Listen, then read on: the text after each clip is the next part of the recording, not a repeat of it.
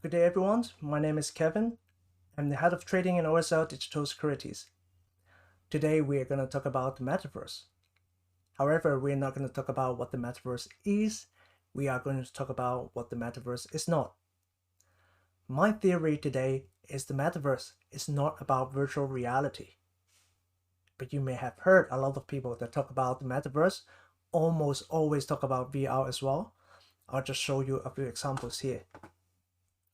So you see, Facebook, or now it's called Meta, they talk about the metaverse, and right off the bat they mention virtual reality.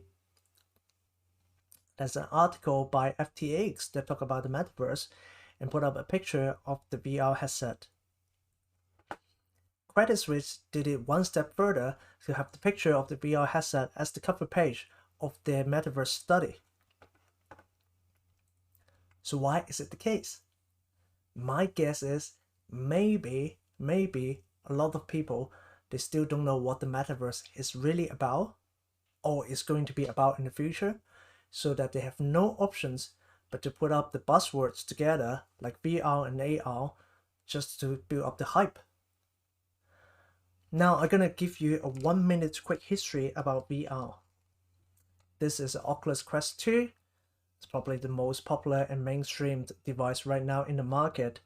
And I'm sort of holding it here just to prove that I have the credential to comment about the virtual reality experience. Historically, there are two limitations on virtual reality device. First is the processing power.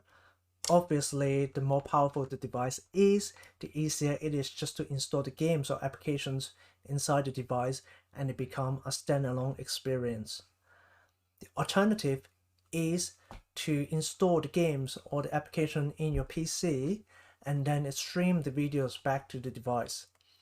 However, that's come to the second limitations, is that in order to have a fast enough connection, you have to have a physical cable connect to the device.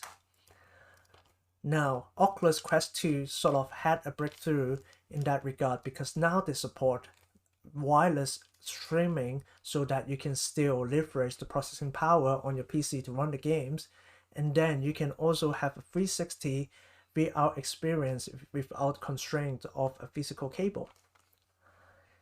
So there's no doubt about the virtual reality experience being a really immersive one. However, when we talk about the metaverse and the metaverse immersiveness, we are probably talking about something else. The immersiveness in the metaverse is about the community. It's about an alternative identity that you build and live on across different games within the metaverse. But that required one really key, crucial element, which is the hours or time that you can spend inside the metaverse. And in my personal first-hand experience, you cannot probably spend more than 2 hours a day in this device. First, it's quite heavy, so it put a lot of stress on your neck after a few hours. Second, you can see the lens is actually quite close to your eyes. It's literally an inch away from your eyes. Third, you can see the back support and the strap here. It actually strapped quite tightly to your head.